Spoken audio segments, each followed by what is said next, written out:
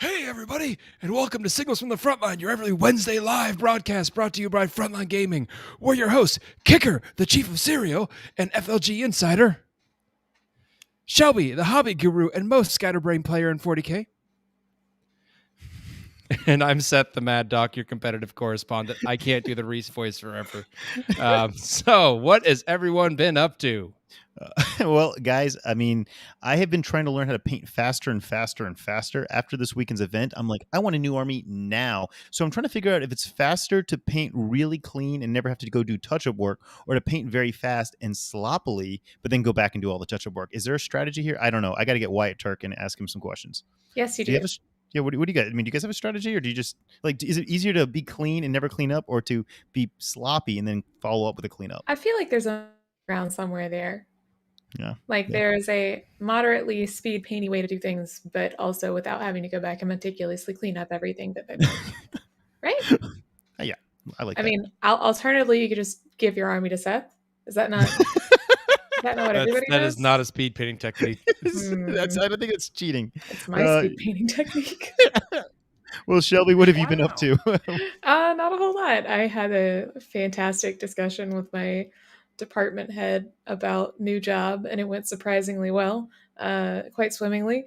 Now I'm just gonna probably not do 40K stuff for like another month until no, it's so hard to find time to do that sort of thing. I'll see if I can. I bought a what is he, the boss on a squig hog Beast boss. Oh, you got that one? guy. Yeah, because it's super cool. It's just a dope looking model, and I did the same thing with a Lord of Change and a Sphinx. I just enjoy painting stuff that looks cool. So I may just Wasn't the Lord of Change for an army though? Like, weren't you gonna do Zinj and yeah, AOS? like sort of.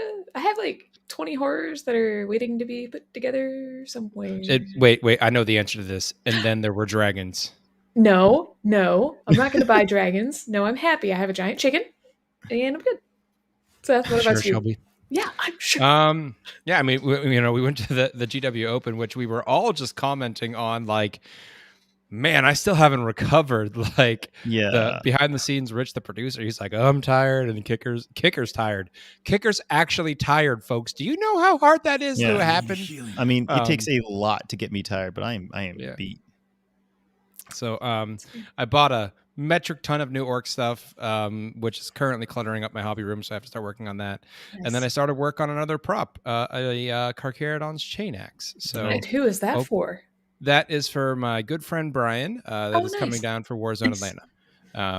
But he's a longtime friend and gaming aficionado. So, and he's big into Carcharodons. He also is big into nids, but I really couldn't figure out how to do a good nid weapon that would like mold into his body. So we were like, "You like Carcharodons?" He's like, "Yeah, they're like my other favorite army." I was like, "Cool, you're getting a chain axe." So, Kicker, take us into industry news, man. Yeah. All right, guys. Well, let's start off with a little bit of very important sugary breakfast cereal news first. Count Chocula is back on shelves. It's in time for Halloween, of course. You know, this is a beloved favorite of everyone's. And guys, Wendy's has announced a frosted cereal. Oh no. Kellogg's has announced a Wendy's frosted cereal. This thing's just blowing my mind. I mean, I'm so freaking excited. I know this is totally unrelated to 40K. He's not getting paid for this, we swear. Yeah, but I'm just so excited about a Wendy's frosty cereal. Like, that sounds glorious. I feel like I have to go now and try this. I will buy you a box. Wait. I will buy you a box. If someone says the cereal goes on sale on Saturday, somebody else is also keeping up with this. Kicker, best friends. You're not alone. Find me. We'll be besties. We'll hold hands and go skip to the cereal aisle together. That's glorious. I mean, I don't know. I have to share this because it just like hit me. I believe it or not, I have my cereal sources, and I had like 3 or 4 people like message me, new cereal getting released. It's amazing. So what's your feelings on Blueberry? Okay, so no, I mean, this is serious stuff here, people. Like, listen closely here. You have your Halloween, team, Frankenberry, Blueberry, of course, Count Chocula. Count Chocula is by far the best. There's no question. That's not up for debate. But in your second tier cereals, your Frankenberry, your Blueberry, your Fruit Brute, all those. Wait, what's that last one? Fruit Brute. It's discontinued, but occasionally bring it back every now and then. Yeah, it was a werewolf themed one. Weird. The Blueberry is definitely the best of the second tier, holiday Halloween cereals. So yeah, it's really good with blueberries actually. If you ever have some fresh blueberries and okay, let's just stop. Let's move on to 40K. Yeah, yeah. I was like, we can go down a whole. Yeah, I was about to start counting you down and just be like 1. Oh god. All right, Kicker, what else? What actual gaming news do you have for us? So we have this weird thing that GW released, and I really want your thoughts, Seth and Shelby, on these new old faux bundles. It's nothing new. They're existing products bundled together and sold for a single price. So you have a Space Marine one and you have a Necron one. The Space Marine one is your Phobos, Marines, and one of the little transports and a war suit. And the Necron one is a bunch of robots. Whatever. Nothing new. The thing that's weird is there's no special price on these. These are literally the exact same price as if you just bought them all as individual sets. Wait, seriously? So, yeah, there's no savings whatsoever, which is kind of weird. I mean, it's like okay, I was trying to think like why would anyone just not buy these as individual units? And the only thing I can think of is if you're Christmas is coming up, a holiday's coming up, it's easier to ask your wife, significant other, partner, mother, dad, hey, I just want this one XYZ box as opposed to I want like 4 or 5 other little boxes, so that they can go into the store, give me this one item and then walk out. It's just easier, but I can't think of any other reason why someone would want this. What do you guys think? Are these already listed? Like yeah. Seth, have you heard about these? Yeah, they've done these one-click bundles in the past on their website where there is no savings. It's just here you can one-click get a big bundle. It's not the holiday bundle boxes, to be clear. Yeah, those holiday bundle boxes. What? Yeah, the holiday bundle boxes are a great deal. Usually that's something you want to snag up if you're interested in the armor. So it's not that. So I think it's just them being like, hey, we kind of collated some collections. And honestly, yeah, I mean, I think if you are like a new gamer or, you're putting something on a wish list, that does make it easier just to make sure you get the thing you want. I don't think that's right. What? I don't think so. Maybe I have no idea how much models cost, but so the Pariah Nexus is $240.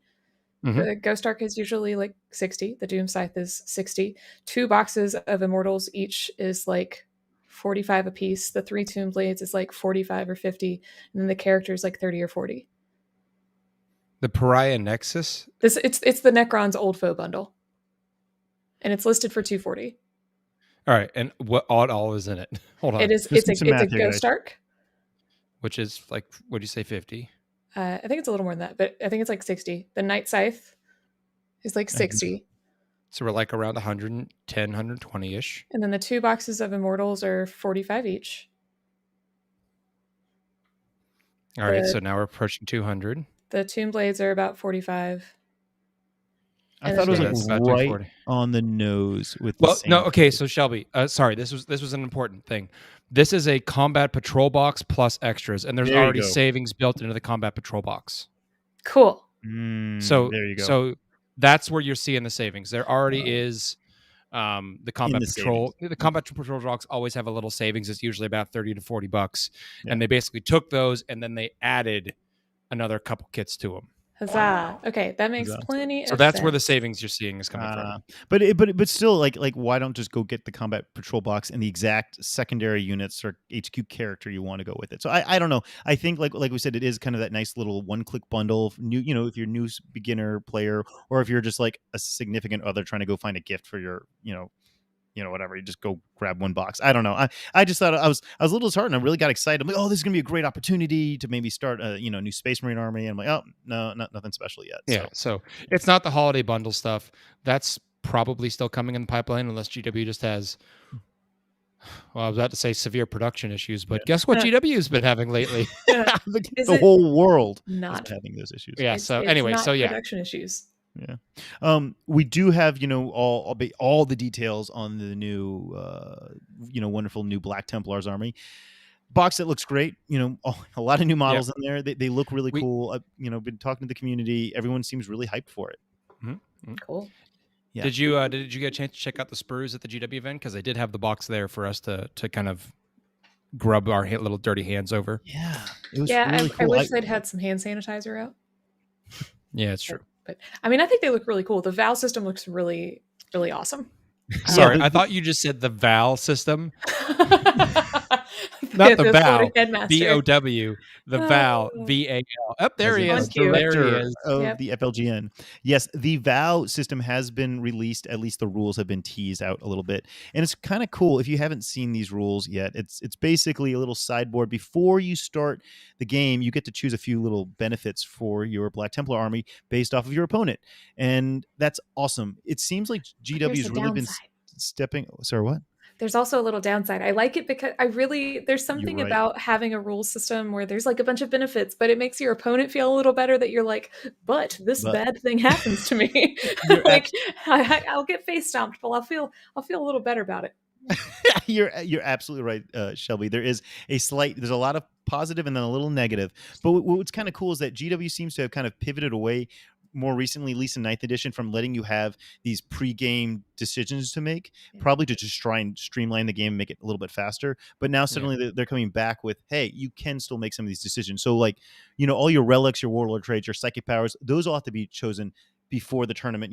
They have to be part of your list. But now they're going back a step and saying, no, you, for at least the Black Templars, you get to choose this cool little I think a similar mechanic exists in Sisters as well. I think they do have the option to take certain types of I don't, they're not vows, but very similar, where they can pick what effect they have after what mission you're on. So yeah, I think they are adding that back into a select few armies, and I think that is also it can be a balancing tool. Like those armies have a little bit more flexibility, so they can build a bit more of a take all comers list. I mean, they're extremely powerful. They're extremely powerful. They do hold up the getting to the deployment phase, because it's just another step for you to take.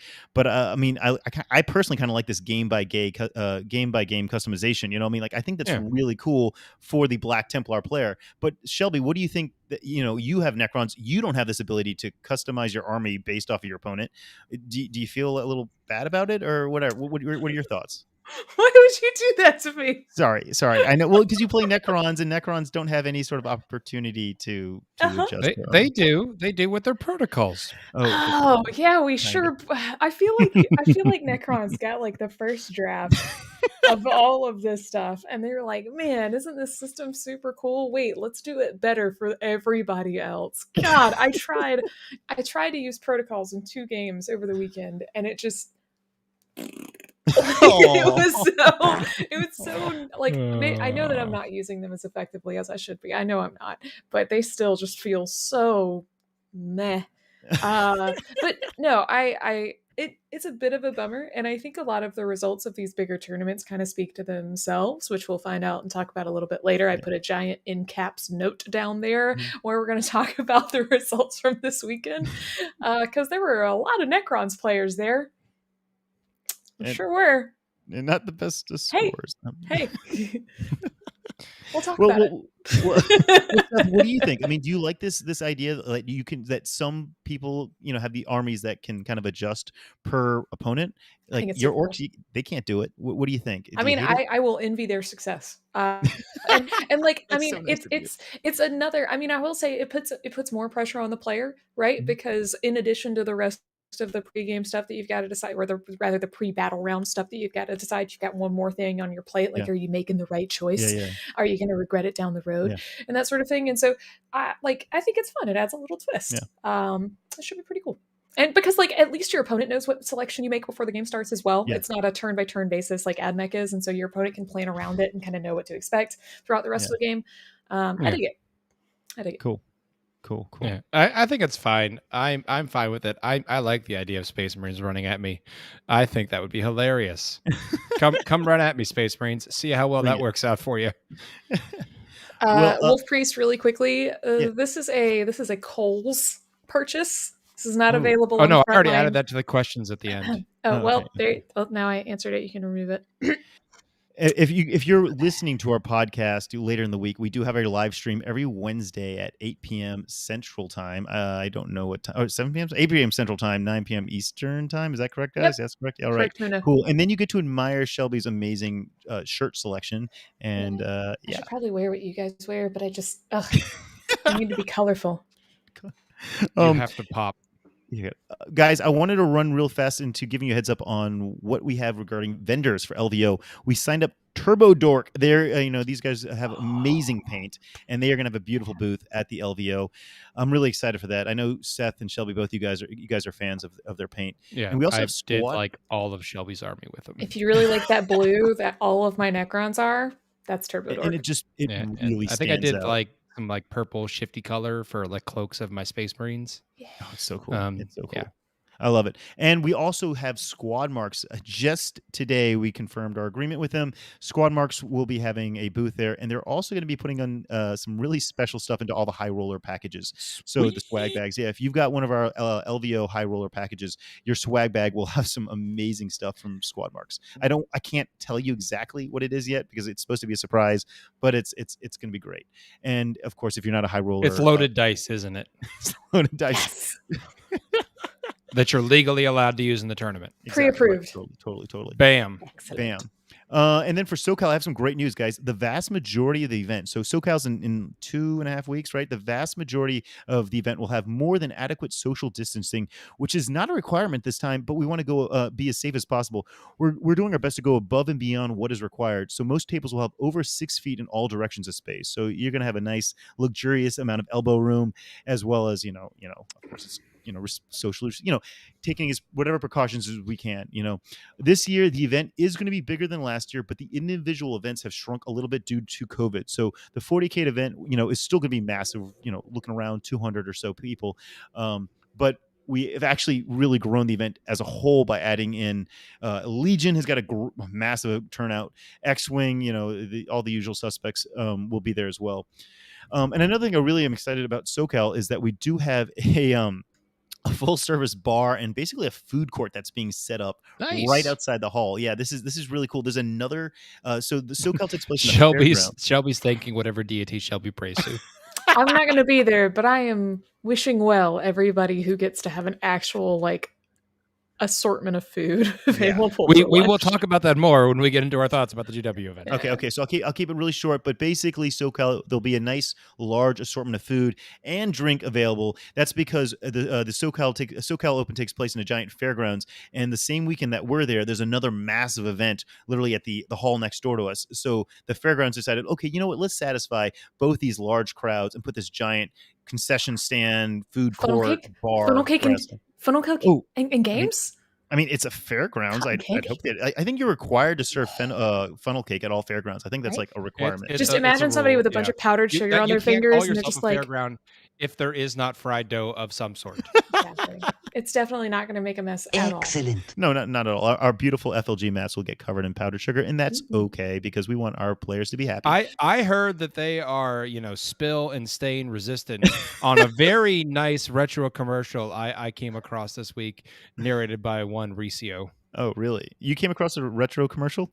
Did you not see the video I sent earlier? He didn't actually watch it, I'm pretty sure. All right, you need to watch it. You need to watch. I want Kicker, the marketing guru's take on this because, oh boy, it was a good one. All right. I will watch it. Chat, if you ever, I found for chat's reference, for some reason YouTube decided to recommend to me to go back and watch the bat rep from FLG from the beginning of 7th edition when Frankie decided to run a demon summoning army and summoned like 4,000 points in an 1850 game. Right, it was hilarious.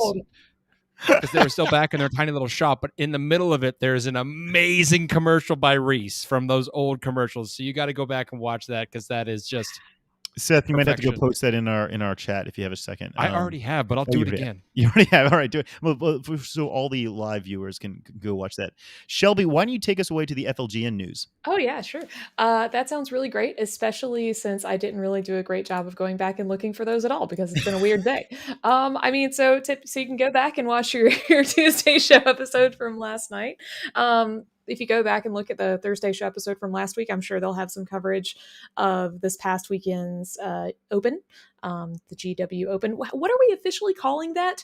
We could call it like 6 different words. I thought they were the I think I've gone with GW Open New Orleans. GW Open New Orleans, right. So I'm sure the Thursday show covers that. Also, Paul spoke on Paul Murphy was one of the folks that was commentating on a few of those games. So that's probably a nice listen for you guys. Of course, you can watch us. I'm not sure. So Chapter Tactics talked a little bit last week about. I remember listening into a little bit, and it was really cool. But now the topic has just completely escaped me because I didn't put it in my show notes because I'm really good at this, much like the rest of my life. I bet you that tonight's topic they may be speculating about some Black Templar stuff or perhaps the Orcs performance this past weekend. Maybe. I don't actually know. This is wild speculation because they don't tell us what they're going to talk about. Spooky. Do you guys know of any big GTs coming up this weekend? Yes, Battle for Salvation. Where is that? Which is that's up in the Northeast, and that gets all the heavy hitters from the Northeast, including a lot of the Beast Coast crew. I haven't actually checked the roster, but that usually is like Sean Naden and his guys are all going to be there. So that usually is a very well attended event. Nice. Cool. So I suspect that's probably. Oh, go ahead. We have official notes here in the chat from Val Heffelfinger that the event was called the Warhammer 40K US Open New Orleans. Oh, Thank wow. you. Thank you. Also, Orleans, the guys. Falcon is pouring rum on his FLG Orleans? mat to see if it holds up. Falcon, don't waste the rum. Nightbot's coming for you, Val. Yeah. Run, Val. So given that, I'm sure that the Thursday show, if they find themselves so inclined, are probably going to cover that Battle for Salvation GT then, or any other. I would very much expect them to cover that event for sure. But yeah, that's pretty much all I got for FLGN network news stuff. Wait. Our wonderful friend Steve Joel and his 40K Game Changers did an episode. They did another episode. Yes, that's right. And who's their guest? Adam Abramowitz. Yeah. Adam Abramowitz. It was good to see him this weekend. It really was. I know that he couldn't really. He wound up playing Friday and then didn't play on Saturday because like he lives here and has to do family oriented stuff. But he still won second best painted. Wow. Yeah, it turns out the guy who works for Army Painter and paints but he living, always was a good painter. Like he was a good painter before he worked for Army Painter. Right, but like he's only been given the opportunity to get better and better and better and better. Although he did win, I think, this past weekend with an army that he painted a while back, and I don't think it's ever. It was the army that he painted for like the year he won Warzone Atlanta. Yeah, they're bright teal. Yes, you mean my color scheme that he stole, my proprietary color scheme. You stole your color scheme, Seth? No, I'm just. Right. I started that army. He started that army, and like John Moore started that army. We all started painting it the same scheme, and I was like, God. I bet so. But no, thank you for bringing that up, Kicker. I really appreciate you because Steve and Adam on a show together, I bet is just the smoothest, nicest sounding show. They both have such soothing, delightful voices. Adam is just nice to listen to. Like if he kind of has that Duncan style video of teaching you how to paint. It's just nice, calm and cool and collected. We're gonna paint some little tiny trees. I feel like his voice is better on video than it is in person. It's never nearly as soothing in person. I love you, Adam, but you're just not. You're not nearly as like soothing and chill in person. You're always very excitable. He likes you. He's a friend of you. It was good to see Adam though this weekend. I mean, he literally lives 30 minutes away from me, and I haven't seen him in a year or so. Let's talk about this weekend. Let's break down our experience at the GW Open. I threw some just kind of talking points in there to get us going. So what about the thoughts on the venue? What did everyone think about the venue they had? So a little bit of background in case you weren't listening to our episode last week or you don't know at all what's going on in the world. This was an event taking place here in New Orleans run by Games Workshop. It was a 3-day event. How many players, Seth, roughly? 167. 167. And there we are in our lovely attire. Oh, there's a beautiful photo of us. We look so cool.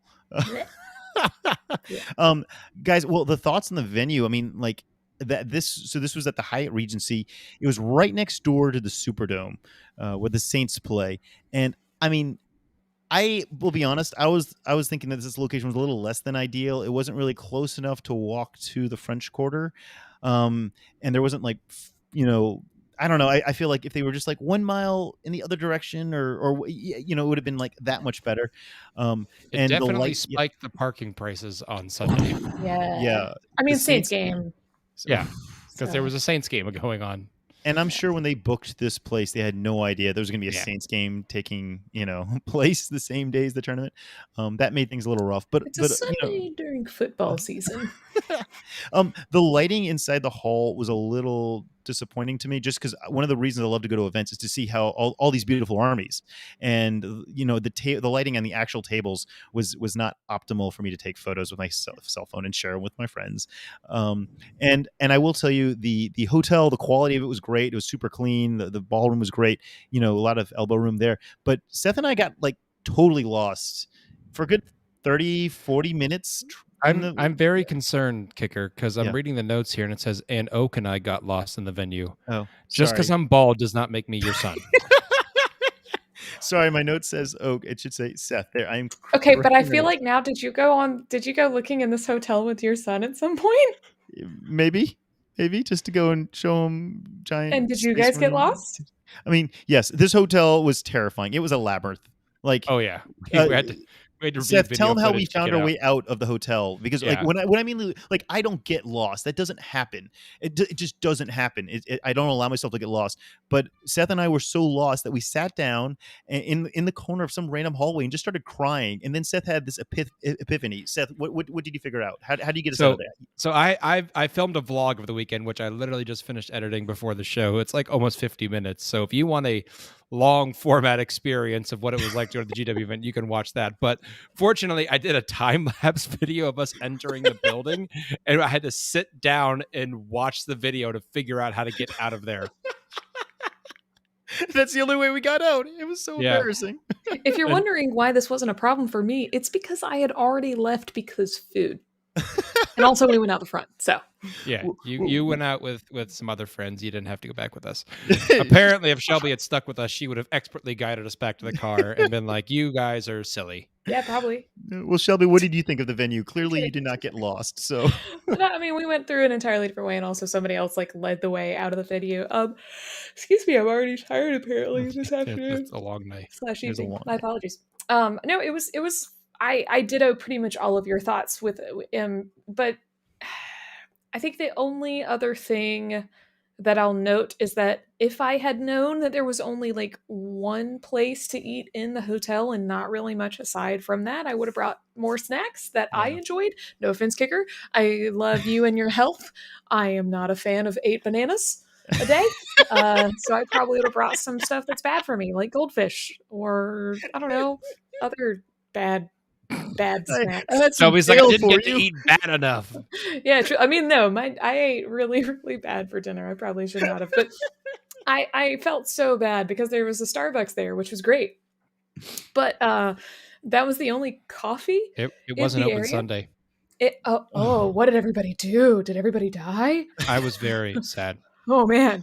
Okay, so but the long and short of that is there were only 2 Starbucks employees at any given point for upwards of like 20 to 30 people at a time, because everybody went to go get coffee at the same time in the morning, and then everybody went to go get coffee at the same time after round 1. So that sucked for them, and a little bit for us, but much more so for them. I felt very bad. Yeah. Seth, what about you? Yeah, I mean, same. You guys already hit on the points. It was a very confusing layout. It was not easy to get around. Particularly when we had to get our carts in and out, we all had to like cram into the same elevators, and the elevators were kind of goofy looking.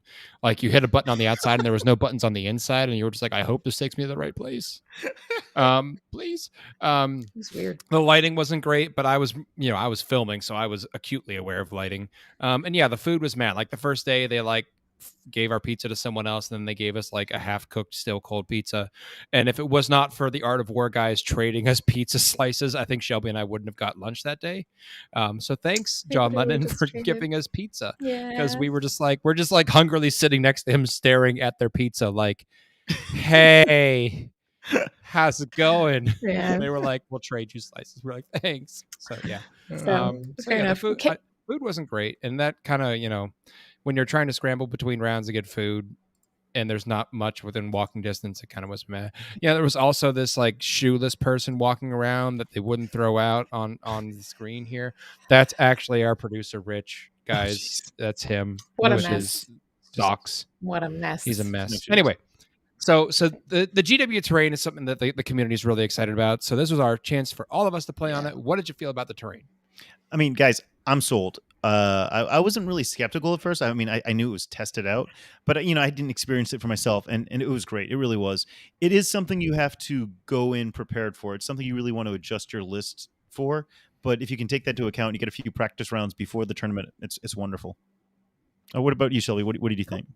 I mean, I also really liked it. The only unfortunate part is, like, so whenever you're kicker, Seth, and you succeed and rise above the ranks of normalcy and mediocrity, you don't have to play against people who mostly like are pretty new to the game or who haven't played in a while, including but not limited to myself. But thanks to practicing with Seth, I am really familiar with the new obscure terrain stuff and the way that the GW terrain was laid out. And so, despite the fact that they explained it at the beginning of the event, all of the rules, the way the terrain worked, and everything, because the terrain was your typical like ruins that are only partially there, right? Like maybe about a third or 2/3 of the ruins are actually in place, and then there's usually another piece that indicates where the actual ruin is. Yeah. GW went above and beyond and put like a glass plate underneath and said the entire glass plate is part of the obscuring terrain. You have to be behind the glass plate, which comes out about a half an inch to an inch beyond the actual ruin footprint, to be obscured. Whenever you step foot in that glass plate, you are in the obscured terrain. And there were two people that I played that did not hear that, and so I felt like the biggest jerk in the world, being like, I am totally obscured based on this terrain because there's glass right there, and also you're not. And so there were a lot of like forgiving readjustments made because of that not understanding and the strange way the terrain was done, to their credit. I liked it. Don't let me get this confused with not liking it. It was just very different for a lot of people, and some who maybe didn't listen at the beginning to the explanation. Yeah. What do you think, I Seth? liked it. Your thoughts? You really did like it? I mean, Seth, you were by far the most competitive of us. It felt light at this. When you look at it from a glance, it seems like it's going to be light terrain, but it really was. After playing on it, you could really hide your stuff easily if you needed to. If you were playing a more combat focused army, so you didn't get like shot off the board. It ended up being very functional. They used some little bits of like, I think it was plastic card to kind of block out some of the windows, to make it, literally true line of sight blocking. So overall, I like the bases. They made it really easy to say, okay, I'm on or I'm off. So I enjoyed the terrain. I think it's a good system. I like that it's different than what other events are doing, so that makes a bit different for how we got some variety in our life, so to speak. Okay. On that note, Seth, I'm gonna stop you right there because I've been meaning to bug you about this. Did you mind that you played basically 3 games in a row with the exact same terrain, or was that like because there's no variety there, or was that an asset, a benefit because you were familiar, you knew what to do, you had a game plan, in mind? Yeah. I think like, I'm fine with the terrain being like there was variety in terms of the color. They did a different color palette on all the tables. So it wasn't like the exact same, but in terms of like the actual structure, it was pretty much the same. And I didn't mind that. I didn't mind playing. I've played on events where they do the same terrain every time. And I don't mind that. I think that's fine. I do like having some variety, but again, I don't want every event to always have the same terrain system. It's nice to be like, all right, I wrote a list for this terrain system, but now I'm going to go play in a different terrain system, so I have to adjust. I like that variety. I know some people don't. I know some people want to have the same tournament experience every time, regardless of what event they're going to. To me, that just kind of gets boring because, like, if you're in a bad matchup and it's the same experience every time, you know that there's just no way for you to win that matchup. It sucks. But if you can be like, well, if now with the new terrain, I might be able to change my list and try some different things, and maybe I can play better in that matchup, So I like terrain variety between events. And so playing an event like this, where it's the same setup, it was the same setup for day 1, and then day 2 and 3 was a different setup. So 2 total setups spread across 3 days. I'm fine with that. Cool. But I do understand the critique. Cool. And I think I've talked long enough for Shelby to reemerge from the warp. I don't know why this happens. Like at least once a stream, my internet. And it's not the internet, because we're both on the same internet provider, I bet, and we live 5 miles apart. Yeah, Yeah. Anyway, I don't know about it. What about the staff? They had a lot of staff on site. What do you guys think about the GW staff? I mean, I knew many of them, so I'm kind of biased, but I really was happy to see them, and I think they genuinely did a great job all around. Mike Mike Brandt as the MC of the event was just plain awesome. I mean, he was just really good at running, at hosting the event. I mean, really, really, really professional, and kept it exciting. He kept on saying stuff over the PA system, which was just enjoyable. I don't know, that was above and beyond. That was perfect. What do you think, Shelby, about the staff? I definitely agree. They were all really great. I also really yes, it was like oatmeal with honey. It is it was so silky smooth, and it wasn't just that he has like a lounge voice, He does have which a lounge voice. which I know, like, I think opinions were split because a lot of people thought that he was overdoing it, but it was also just like the sort of stuff that he was saying was genuinely really nice and Yeah. kind of adorable. It was like, once you failed your round two opponent, All right, just chat. take a You note. guys are getting stuck on oatmeal. You need to move on. Move on, chat. Get off the oatmeal. They were Oatmeal just and like, Falcons honey. commandeered our chat with oatmeal. no. I mean, oatmeal is really good. It's kind of like regular sugary breakfast cereal, but healthier. Oh my But god. we don't need to go down This that is a tangent right now. sugary Definitely breakfast not. cereal podcast, not an oatmeal podcast. Thank you, Seth. I appreciate that. Thank you. Do I need to reel you guys back in? Come back. Yeah, let's Anyway, Come go back. back to back- me. All yes. right. Sorry. But yeah, he would say things like, "You've, your round two opponent across the table. Make a friend. Grab a cup Make of a friend. coffee. Get to know each other." Like, and it was just it was so nice. But beyond my voice, the active judging was really great. Just knowing that at any moment there was like any number of 6 or 7 judges ready to just like pounce on a question. I never felt like Pounce. pouncing. I never felt like any of my questions were brushed off or too quickly determined or anything like that. I felt like they were given their due diligence, pretty much like everybody else. They were very helpful, and most answers were consistent. There weren't, I don't think, too many like differing opinions or judgments on any sort of rules and that sort of stuff. But yeah, the judging staff, the announcement staff, like all of it, pretty great. I guess the guys that ran the stream were also okay, Yeah, okay. but that one guy that kept taking his shoes off just kind of Richard. Really ruined the ruined the ambiance for vibe. us. Ruined the vibe. Seth, go. Yeah, What's overall up? the staff What do you was think? super friendly. I bought a lot of stuff from the store, and they made sure that I got like the day like Friday, or I was like, so you have a beast boss on Swigosaur and Kill Rigs, right? And they were like, yes, we do. And I was like, you're gonna make sure I get those on Saturday, right? And they're like, yes, we will hold you a set for Saturday. So that was nice. They were easy to talk to. They weren't like trying to be aloof. They kept stealing my Choppa and putting it on stream. I feel like I deserve credit for the Choppa. And there was also judges stealing my Choppa to enforce rulings. So, I don't That's know pretty about great, that. though. But the cool thing was the way Mike tried to enforce sportsmanship was through a very positive rewarding system where he walked around, and if he saw good sportsmanship, he handed out free drink tickets. That was Great. Positive reinforcement always works. Yep. Yeah, so Truly. that was a pretty cool thing. I got a handful of drink tickets. I gave them to my opponents because I don't drink, but that was a cool little gesture of like, I see you doing something good. Here's some drink tickets, guys. So that was cool. So the common thing that I heard from the New Orleans event was that, or from the Orlando event, was that it was a bit of a different crowd coming to the GW events as compared to like similar tournaments in the area. So what did you guys think about the other players there, the opponents that you got to meet and play with? Well, I got to say, I won my first 2 rounds, and so I guess I flew too close to the sun because after that I quickly got beat down pretty hard, and was put back in my place.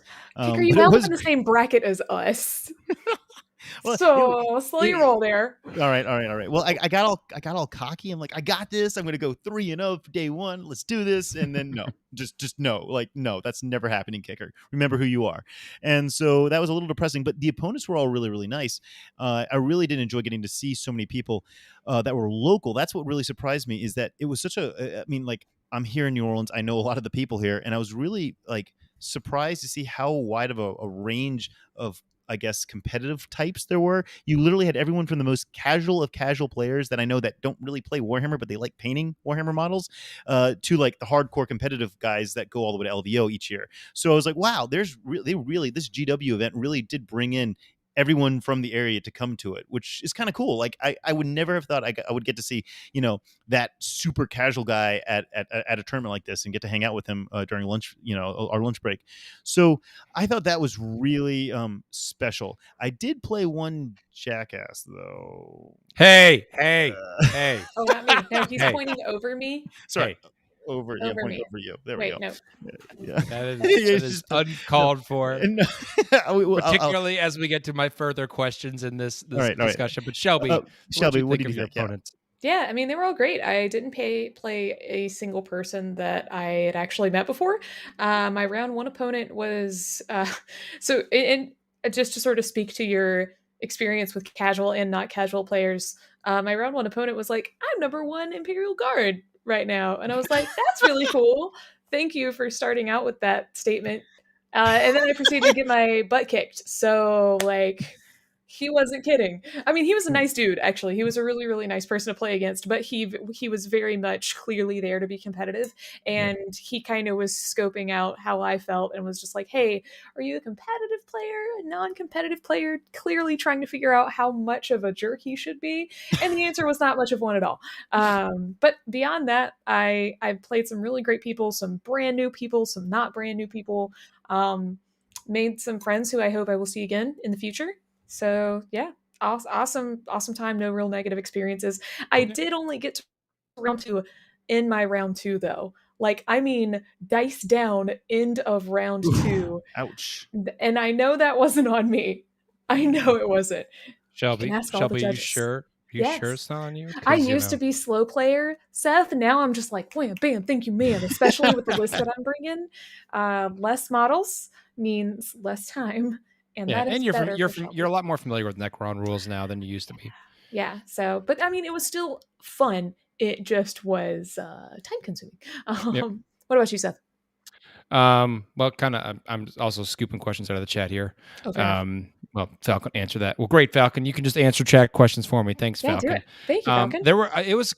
I echo a lot of what Kicker said. There was a lot of familiar faces, a lot of guys that I see in events in the Southeast here frequently, but there was also a ton of new faces. Like my first round opponent, Sam, is primarily a D&D player. I know that guy. I was so surprised to see him there. And he had a beautifully painted Siege army. We ended up playing on stream, you know, so it was like it really ran the gamut. You know, there were guys there that were, you know, Art of War was there. They were out in force. There was a big competitive scene there. There was a lot of the other competitive guys in the Southeast there. Team Texas but then there was a lot. Yeah, Team Texas had a big crowd there.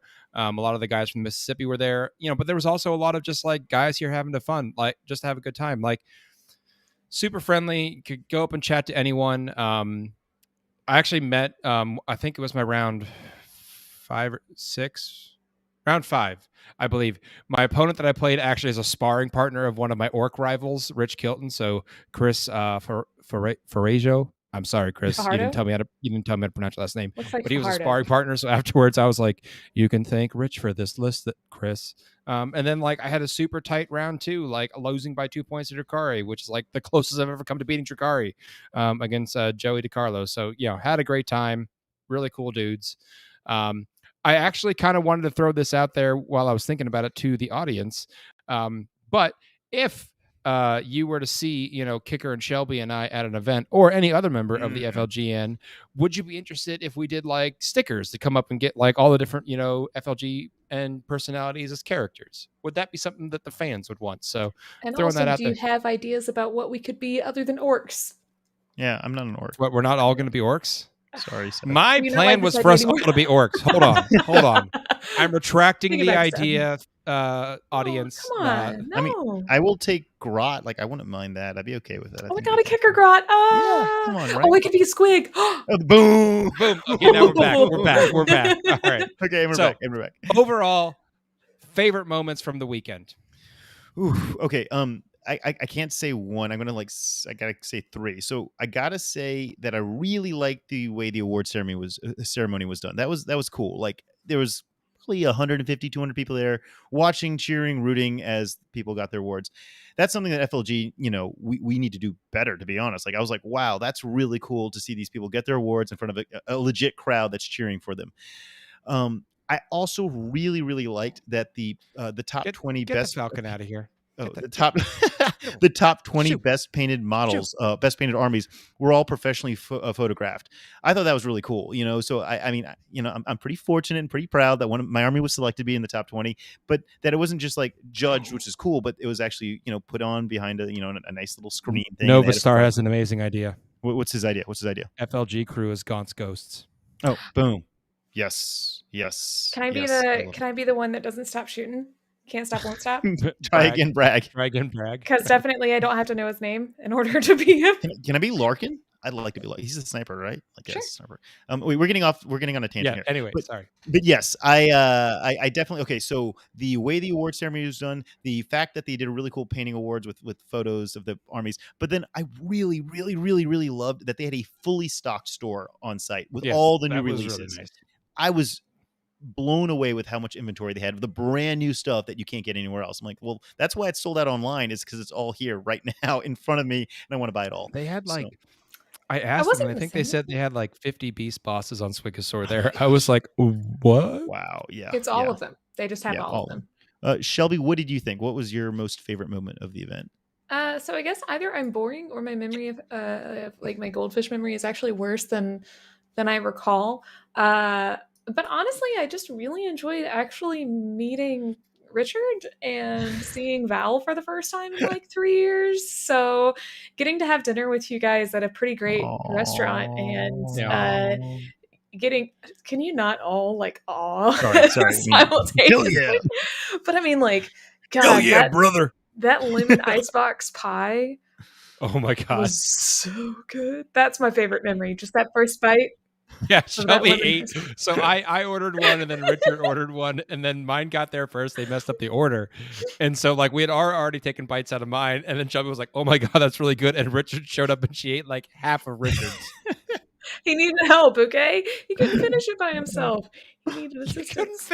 He's a grown man. He can finish it if he wants to. He could have taken it back to his hotel room, Shelby. Hey, you don't Richard, know. Thank you for buying me a piece of pie, man. But having dinner with the crew was really, really great, and actually getting to talk not 40K necessarily the whole time was pretty awesome. Yeah, it was a good time. Seth, what about you? I had 3 things that I wanted to shout out. I really liked getting paired into kicker. I literally shouted and ran across the hall. I was very excited because I wanted to play a game with kicker that weekend, but it was just like we were busy, we didn't have time, and you know, we'd get home and be super tired. And so I was like, man, when we were in the bracket and we had the same win path, I was like, we might get paired, buddy. And he's like, no. And I was like, it paired. So I was super excited. So that was cool. Got to play with my buddy. Getting called out for best painted judging and getting pictures of my army for the Warcom article when I was like, you want my army? Sure, hell yeah. Well, like, I'll take it over there and let you take pictures of it. And then getting really on stream, cool. Like that checked all my bucket lists. I went to a GW event. I got my army photographed by GW. I was on the GW stream. I ended up winning my bracket. Yeah, you did. So like I've checked all the boxes on the GW event bucket list. So I had a great time with it. Fun fact. If you had just walked over to the area where they were judging armies and set your army out, they were like, hey, you here for judging best painted? I was like, no, but I could be. So like we did joke because it was like, kicker's over here. I'm over here. Maybe if we get Shelby over here, we got the trifecta. Oh my gosh, yeah. Goals for next time. Goals for next time. Oh yeah, goals. So speaking of, we talked about goals last time. Did you make your goals? Yes, because my goal is basically to not lose every single game, and more importantly, to try and score as many points as I could each game. And I really did try, even though sometimes I tried too hard, like I did in our game, Seth, and just epically failed. But I really did try hard to squeeze out as many points. So yes, I reached my goals. What about you, Shelby? Awesome. I beat my goal into the ground and then took its lunch money. I am super, super surprised. I mean, so I didn't play on Sunday because I needed to come on back home. But I went 3-3 for the first 6 rounds and got my first 100 ever at an event. Nice. I scored 100. I got 100 on my test, Mom. Awesome. It was awesome. I was very, very stoked. Seth, what about you? Yeah, I said I wanted to go positive. I ended up going 6-2, and winning my bracket, which was great. I did say I was also trying to shoot for best orcs. I didn't because I got with the bracket cuts. I didn't get a chance to compete against some of the other top orc players. And then Mark Perry went and took orcs into the top 16, so I didn't even get a chance to play against him. So his list was bananas. It was bananas. So I met my goals. I had a great time. The final question: would you guys go back to a GW event again? 100% yes. I just would want to make sure I'd prepare for the terrain. I'd build my list to play in the terrain, but 100% I'd be there again. What about you, I think Shelby? that's a good idea. Absolutely. Seth? Yeah. Definitely. Sorry, there's a fly. And it's bugging me. I'm not Obama. I can't catch flies with my bare hand. I'm not Obama. Get out of here, fly. Anyway, so it's the Falcon, it's the fly. I'm so confused. Anyway, so yeah, I totally go back. But anyway, let's move into the competitive 40K news, and then let's wrap this up. Yeah. I did want to kind of run through what the meta's looking right now. So the top 16 coming out of the GW event, there were only 2 armies that were duplicated. That was Drukhari and Death Guard, each having 2 people making it into the top 16. And then after that, it's all singletons. Wow. Admech, Orcs, Imperial Knights, Space Wolves, Thousand Suns, Salamanders, Custodes, Blood Angels, Harlequin Sisters, Iron Hands, and Grey Knights. Now you can make the argument that you've got 3 Marine chapters in there, and then Grey Knights. So maybe there's but still, that's not an overwhelming number. But that's beautiful. That's beautiful to have that range. Absolutely. Yeah. That's super cool. Yeah, I did not know that. And as Shelby points out, where are my Necrons at? Yeah, okay. So earlier, Kicker was like, hey, Shelby, how are you feeling about your Necrons? And there were 7 Necrons players. They were everywhere. Everybody had a Necrons player. And they did not do well. There were all varieties, too. My list was weird. There were several Silver Tide lists, a lot of lists with Locust Heavy Destroyers. Yeah, man. Yeah. Chat is confused about my Obama comment, and I feel the need to clarify. When at dinner on the second night, Val thought it was extremely important to show us a video of Obama in an interview catching a fly. Stop dinner and look at this video, guys. And we all watched. So we stopped eating a very delicious meal to watch a video of Obama catching a fly. Yeah. So I was like, I'm not Obama because I can't do that. I did pull some win rates off 40K Stat Center. These are not the most up to date. I do know that the Falcon, who is in chat, has got a little bit more data to compile, probably for the last week or 2. But in terms of win rates right now, kind of reference anything that's over 55% win rate is a very strong army. So I pulled all the armies that were over 55%, which is 5 of them. Number 1 being Drukhari at 63.72%. Drukhari is very strong still. Yeah. Number 2 is Admech at 62.71%. So right behind them. Yeah, right behind them. And then we get to Iron Hands. Whoa. Which is a blast from the past, 57.51. The UK has really been pushing a lot of the Iron Hands list, so a lot of the guys in the UK have been running that. Grey Knights popped in there now at 56.46 with their new codex coming out. We might see that go even higher. We just might not have enough data there yet. And then my beloved Orcs, they made it at 56.12 as well. So I think you can make the argument that Iron Hands, Grey Knights, and Orcs are a little above the pack, but Drukhari and Admech are well above everyone else. So that's kind of what we're looking at here. Getting into our ITC recap, we have had a fair amount of motion this week because GW got all their scores in real quick. So the competitive track, number 1 is still the boy king himself, John Lennon. But shortly behind him, nipping at his heels, is Brad Chester. Brad's about 15 points behind. If he's got a good performance this coming weekend, it's very likely that he could jump John Lennon. Number 3 is Jack Harpster. Jack Harpster popped up there now after another good performance at this GW Open. That makes the top 3 players all coming out of Art of War. And in the Twitch chat, Falcon just posted the most recent data, which has a Drukhari at 63.8%, Admech at 60.74%, and then Iron Hands, Orcs, and Grey Knights between 57 and 56%. Sorry, that was random. No. Number 4, Sean Naden, and number 5, Colin McDade. So they just kind of got bumped down with the movement of Brad and Jack. Moving into the hobby track, number 1 is Lee Harris. Number 2 is JT Steger. Number 3 is Scott Boucher. Number 4, Nicholas Wenker, and number 5, Noah Bedome. Going over to the AOS competitive track, the AOS crew was quite rowdy at the GW Open, and I appreciated them, despite the fact that they called us No Fun 40K. Yes, I heard you. I was there. I was listening. Number 1 is Anthony Trentinelli. Number 2, James O'Brien. Number 3, Noe Aquino. Number 4, Jack Ballard. And number 5, Gavin Grigar. Yay, Gavin. He's Going awesome. down to the hobby track, we have number 1, Nick Garcia. Number 2, No Aquino. Number 3, Christopher Hernandez. Number 4, Christopher Daughtry. And number 5, Ian Wood. Lots of movement there. Yep. And we're going to talk about a little bit of Kill Team this week because Kill Team's fine now that it's got the new system out in people's hands. They're starting to get some games. And interestingly, a lot of the Kill Team games are coming out of appears to be Spain. So Spain is really into Kill Team. Now, they also didn't quite put their full names in. So we have number 1 as Fernando Ace Marco. Number 2 is Lazarus Tactical Reroll is what he had his last name as. Number 3 is Rion Wilfong. Number 4, Daniel Marcos. I hope that is some relation to Fernando Marcos, or maybe Marcos is just a very common last name. And number 5 is Mikel Tago. So really seeing a lot of folks coming out and starting to play the new system. So I'm really interested to see how that's going. Yeah, we have Kill Team lined up for SoCal and, of course, LVO. And we just added it for New Orleans as well. So, yeah, I mean, Kill Team's coming back, guys. All right. So I know we have some questions before we wrap up, but it's been a long episode. You guys want to crack at these, or you want to lightning round them? Yeah, we can pop through them real quick. We don't have to answer all of them. Some of them we kind of already answered as we went. So sure. Kicker, what cereal is S tier? That would be. I think I've answered this once before, but definitely Cocoa Pebbles. Although the popular vote is definitely for CTC. For those not in the cool, that's a Cinnamon Toast Crunch. Oh my God. So, yeah, there's an abbreviation for CTC. All right. Let's move on. Great. Let's move on.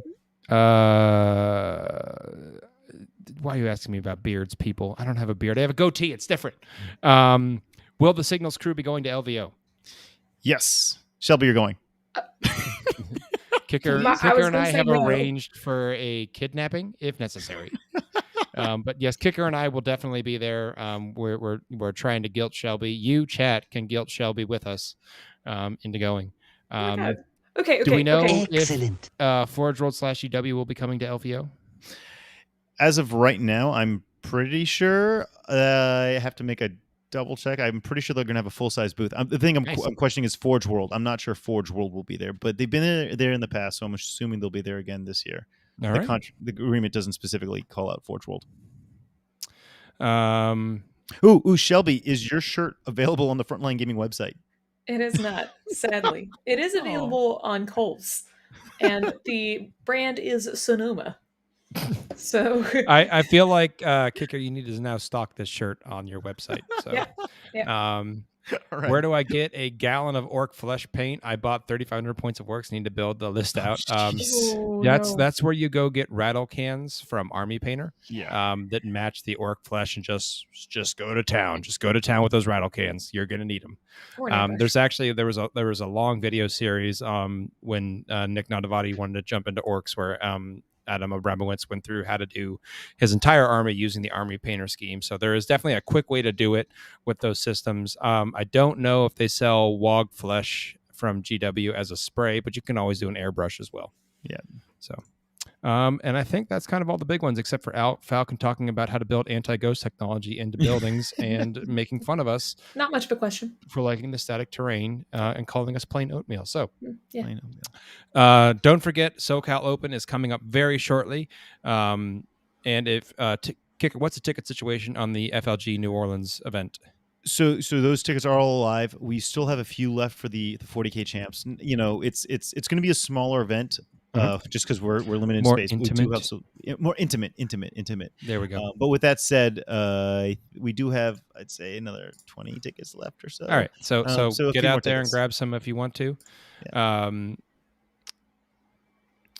Sorry, there was a question that is actually important. I heard of a 15-year-old who was at the Open and he made the top 10. Yes. Yeah. I don't know if he was quite 15, but he was definitely a young teenager. Really and they actually pulled him up and gave him some prize support because they were like, kid was awesome job, kid. But yeah. And he also played Brad Chester, the oldest man at the event. I mean, that's a photo op, It was old versus young, so that was pretty cool.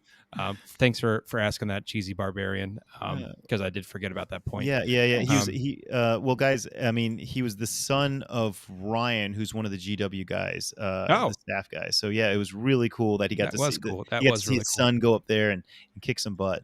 That's awesome. Don't forget to check out the Thursday show. They're going to be covering Battle for Salvation, and then the whole cycle begins again next week. And I do believe that for Grimdark next week, they are supposed to have the Falcon on. So maybe they can deliver to you the promise of that high-level Falcon content that we have only been able to give you through cartoon form and Twitch chat. But final thoughts for this week, Kicker and Shelby, any final thoughts? I really enjoyed the GW event, and I'm looking forward to the Texas one. So hopefully I'll see some of you guys out there. I got nothing. Shelby's thoughtless. Well, we really hope that you've enjoyed this episode with us. Thank you so much for joining us. Have a great week, and we will see you next Wednesday. Good night, guys. Bye.